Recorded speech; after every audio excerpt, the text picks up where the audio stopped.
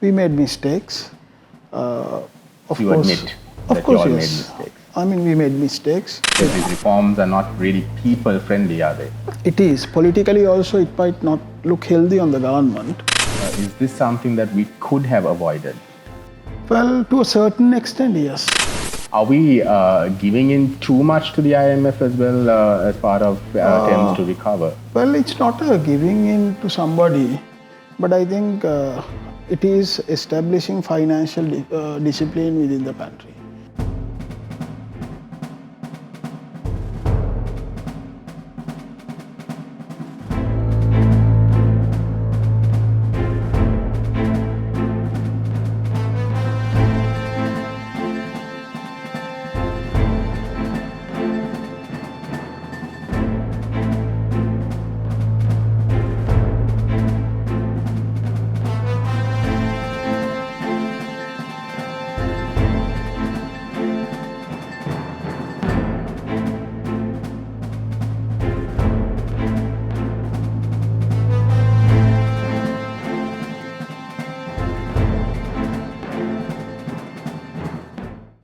Hello and welcome to another episode of On Fire here on Daily Mirror. I'm Easwaran, Rutnam.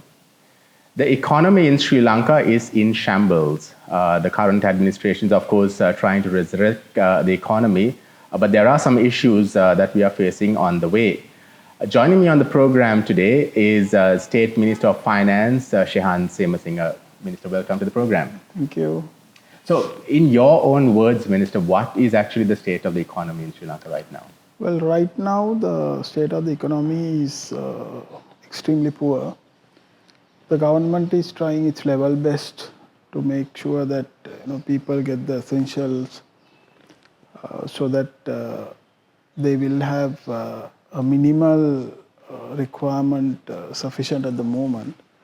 But we are quite confident that we will get the economy back on track. Unfortunately, we cannot make a turnaround within a couple of weeks, 1 or 2 months. It's going to be quite a long process. Our main priorities right now is to make sure that we get the board approval of the IMF, and then to make sure the essential services are being provided in the country. So these are the two main priorities we are focusing right now.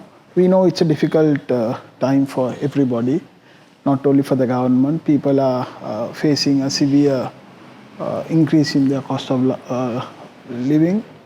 Inflation is quite high. We do understand all these concerns, but we are trying our level best to make the reforms required right now to bring up the economy and make sure people will have a comfortable life. But I think most of the reforms we are making might be a bit painful. Yeah, I was going to come to that because these reforms are not really people friendly, are they? It is. Politically also, it might not look healthy on the government. There will be a lot of criticism coming in, but I think we'll have to go through this painful period. Every country which has collapsed like this had gone through a painful period and recovered.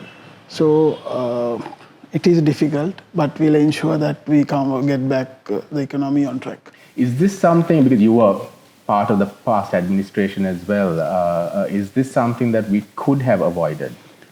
Well, to a certain extent, yes. Certain decisions we took in the past administration did not work the way we wanted.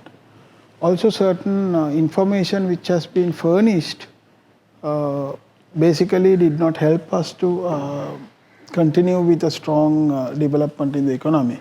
So the previous regime, we were also part of it. We made mistakes. You admit that you all made mistakes. I mean, we made mistakes.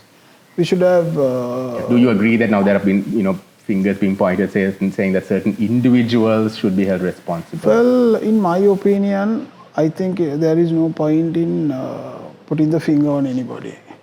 Now it is a time for a recovery. So if we try to go back to the past and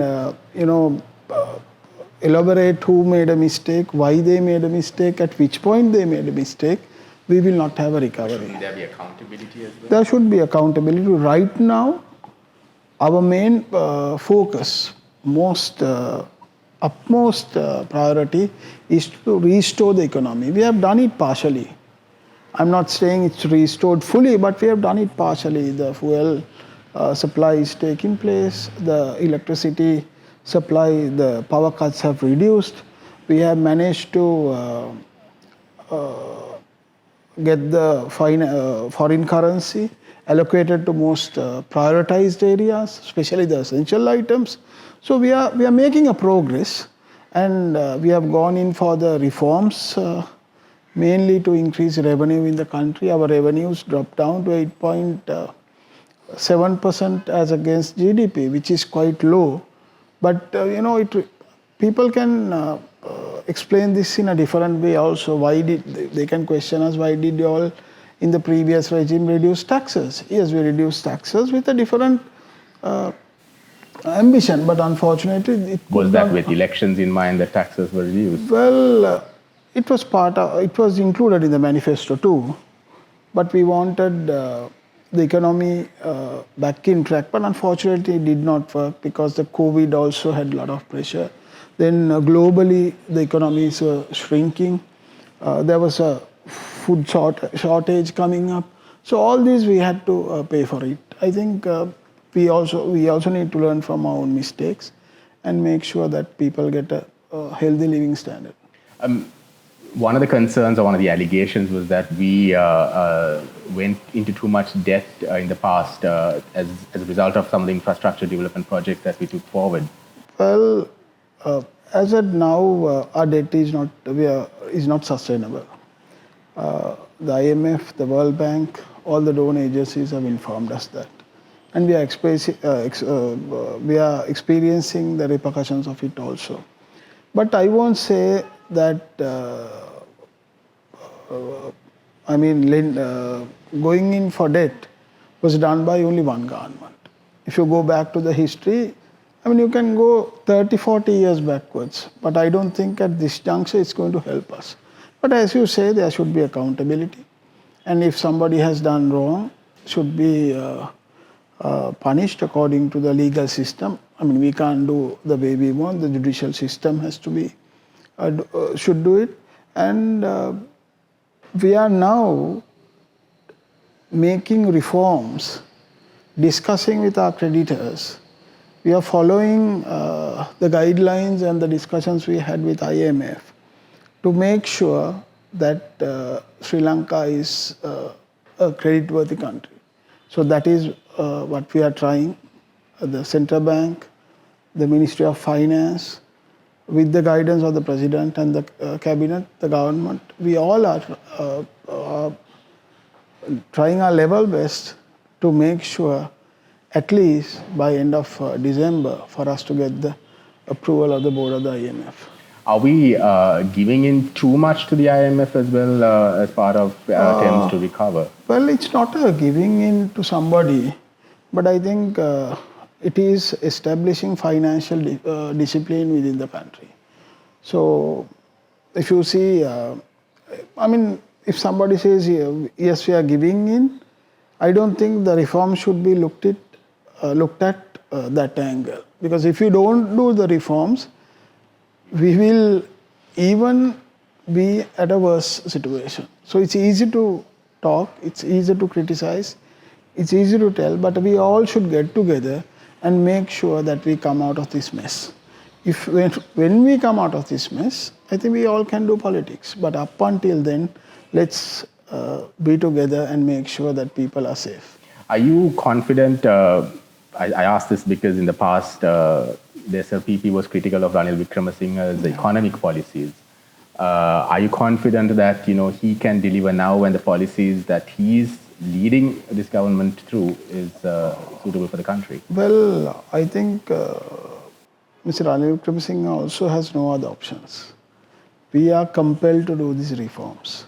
Unless we do these reforms, our revenues will not go up. How much ever you talk about taxation, if this discipline doesn't come in, the revenues will not go up. So unless the revenues go up,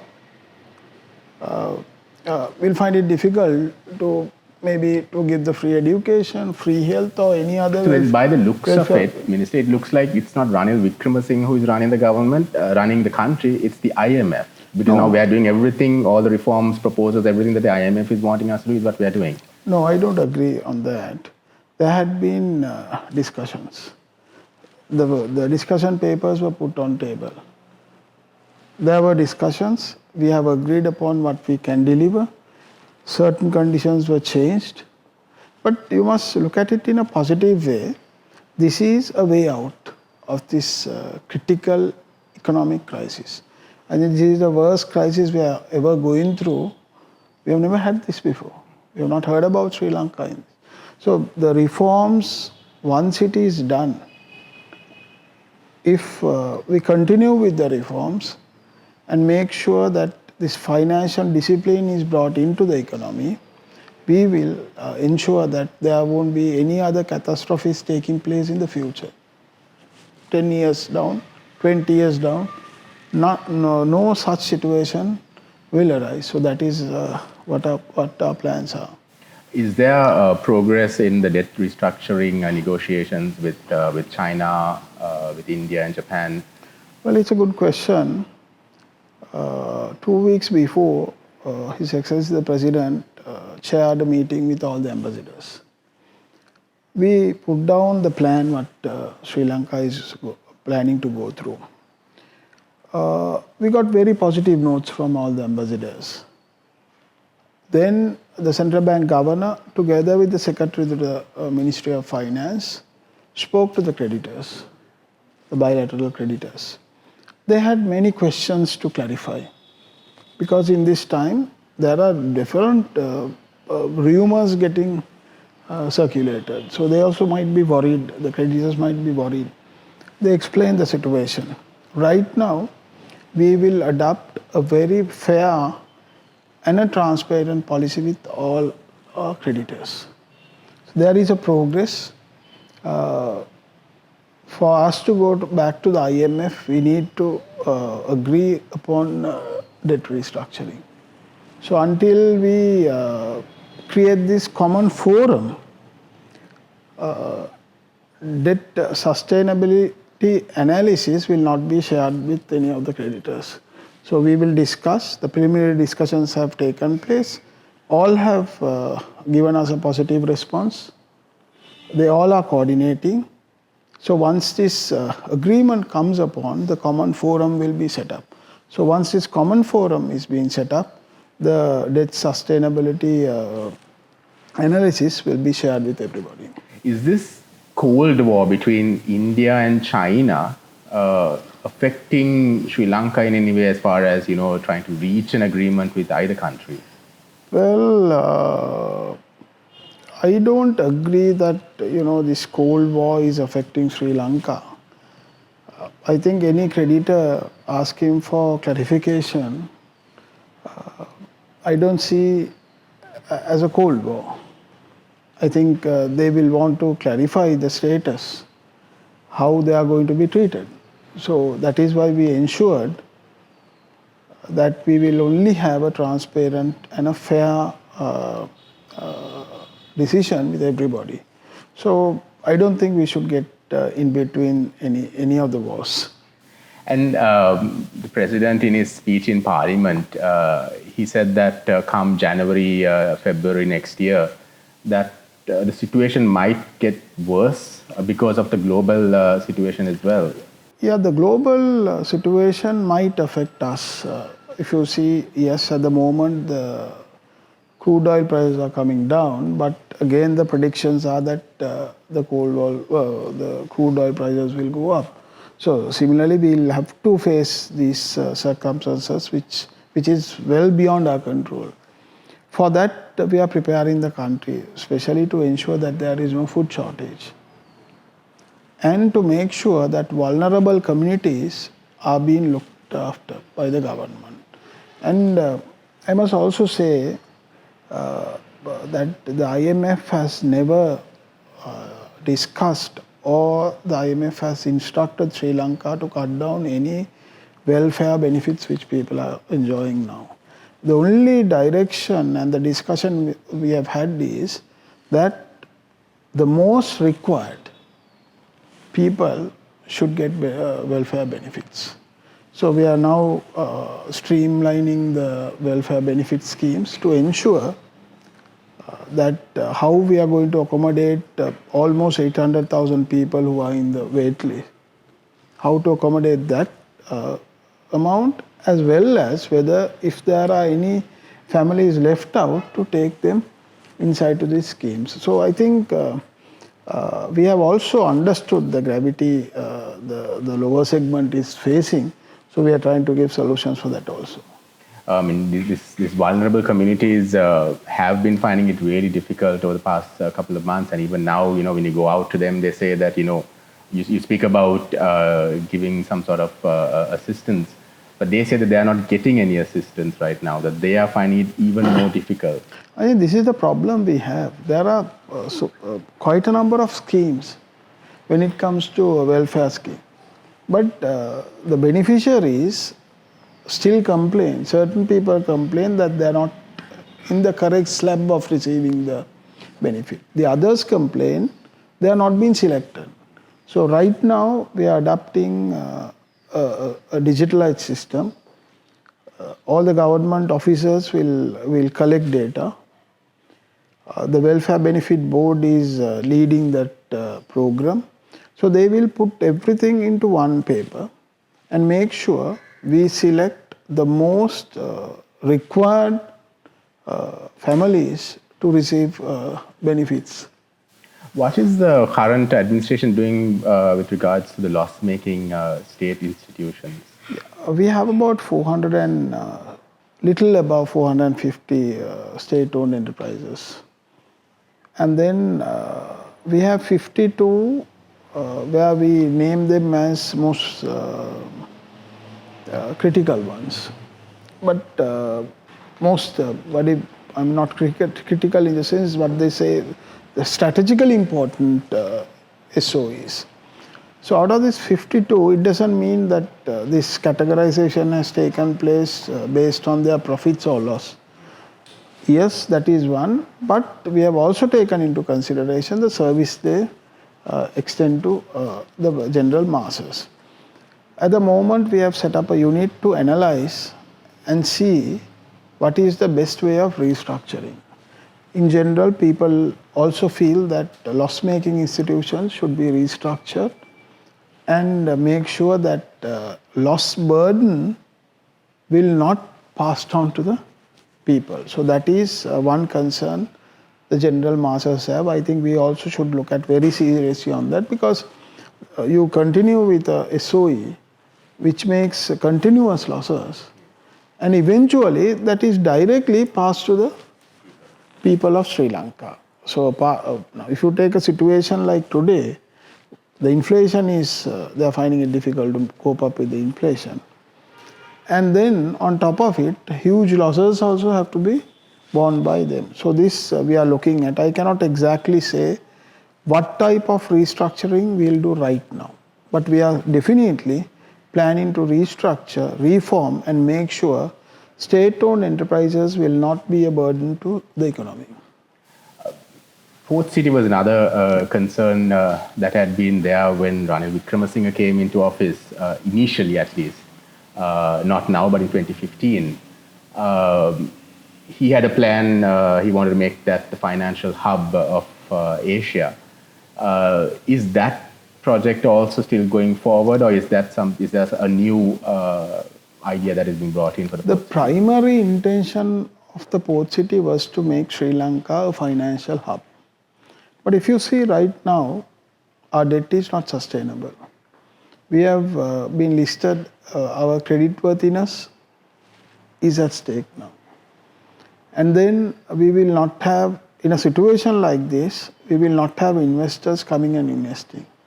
We have donor agencies who are willing to disperse, but they cannot do because the rating agencies have dropped us down because of the economic status. So that is the main reason why we are working hard day and night to make sure that we get the approval of the IMF board. Once we get approval of the IMF board, the level of confidence will go up. The capital markets will get active. We will have access to funding. We will have access to borrow money. So right now we all are blocked. So there is no inflow right now except exports, tourism, and the remittances. So those three are also not performing to the fullest extent except the export sector. So we are hoping that the tourism season will be a good one, a healthy one for us.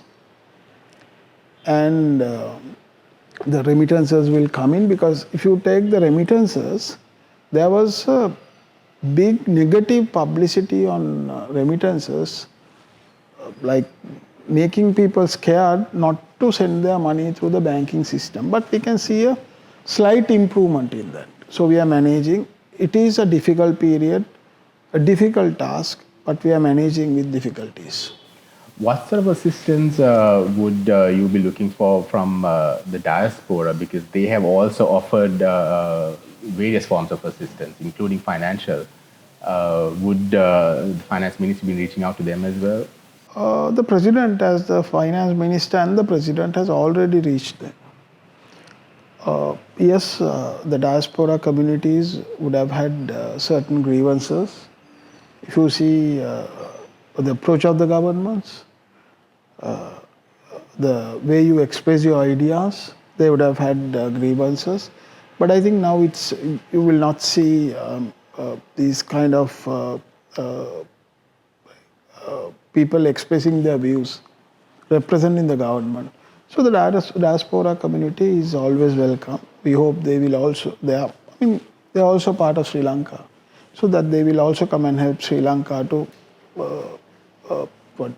come back to the normal economic conditions. But will this human rights issue sort of affect Sri Lanka's efforts to recover? Well, it has been there right from the history. I think it should be looked at in a different way, but unfortunately, the human rights cases are going on against Sri Lanka. But if you see the voting pattern, 7 for Sri Lanka, 20 for the resolution, and 20 countries abstaining. So, you can analyze and tell, this is the result, that is the result, but I'm not referring to that. But I think we went through a very difficult period. Also, at the same time, we must emphasize the government will not tolerate any kind of violence. The government will not tolerate any kind of violence. If somebody wants to protest against the government, if somebody wants to have any kind of protest against the government, we have no issue. But the democracy should be established and no violence will be tolerated by the government. Now you see the side of the universities. See the news which has taken place the last week. What is happening? Ragging. And are they the people who are trying to put Sri Lanka on the right track? But what is the government doing about that? Don't you have the authority to act on that? These ragging incidents have been happening for quite some time now. The president will call for an inquiry. Based on that, students who are responsible will be punished. And are you all looking at working with the other political parties as well to sort of address this issue? I know the president had appealed for assistance from them, but some maybe have not been. Well, all-party government would have been one of the best solutions, but unfortunately the opposition did not want to join, and certain members of the SLPP also didn't want to join. But however, if you see the last couple of months in Parliament, we have general consensus. The opposition is attacking the government, that's all right, but we can see for the first time the opposition is also in agreement with certain conditions the government has laid. If you take the IMF, there is general consensus in Parliament. General consensus in Parliament. Generally, we haven't had this kind of opposition and the government working to a somewhat extent. And then the committee system. I'm glad that even though the opposition did not join the government, they are heading the committees. They are willing to head the committees and guide the government. And I think it's a good sign for the future. I must ask this political question from you as well. And I'm referring to a tweet that I just saw from Vimal Veeravansa. He's saying that a crow is sort of managing the economic policies of the country. Do you agree? I don't know what... He's obviously referring to Basil I don't know Rajapaksa. what Mr. Vimal Veeravansa is meaning out of that. But I think it is better for us to be together and make sure people don't suffer anymore. Because blaming somebody, pointing the finger at somebody is not going to bring any results to us. It will only aggravate the situation. But will these individuals, because the public took to the streets as a result of them, do you see them coming back into power People again? came on roads, and I think quite a number of reforms have taken place thereafter. I mean, one cannot expect every single thing what you say should be accepted by the government. The protesters also should not think like that. But there were, I mean, if you see Mr. Basil Rajapaksa resigned, Mr. Mahinda Rajapaksa resigned, the president resigned. So I think a lot of reforms have taken place. I don't think you should talk about the history. It's always better to talk about tomorrow and the way forward. And also, I must say, there won't be anybody trying to control the government from outside, as it was mentioned in Parliament. The fuel, gas issues which we had in the past, I mean, are you confident that these issues will not take place again? Well, I must say one thing. It has got sorted out to a certain extent because the foreign currency inflows are being managed by the central bank and the Ministry of Finance in a such way the most prioritized requirements are met. I won't say that there is no problem. The problem still lies, but it is managed. So once again I say the problem is there still, but it is in a manageable situation. Would you agree to say that this is an artificial response right now, that this may aggravate again later on? No, as far as we are concerned, what we experienced 2-3 months back will not come back. That's guaranteed. Still we will continue with the QR, so that means there will be limitations. There won't be a problem of gas. The required rain is also taking place, so electricity will be managed. Essential items now are coming into the market. We had a lot of controls on restrictions on imports, which has also impacted certain requirements of people. We are, based on the recommendations given by the Line Ministry, we are willing to relax the restrictions based on facts and figures. So we are also changing a lot, but only thing is we don't want to make it liberalized fully right now, so that we will not have the, we don't want to create any more shortages. Also, if you see, the interest rates are high right now. People are complaining about it. We are now trying to, using all these tools, we are trying to meet the demand and the supply. So the open economy to work. So all these difficulties we do understand. It's not that we want to restrict imports forever and tell this is all we are going to import. We are trying our best to retrieve the economy. Unless we do this, we'll have to continue for a longer period with these restrictions. It is not the intention of the government. We'll leave it at that. Thank you, State Minister, for joining us on the program. And that's all the time we have for you for On Fire for this week. Till next time, stay safe.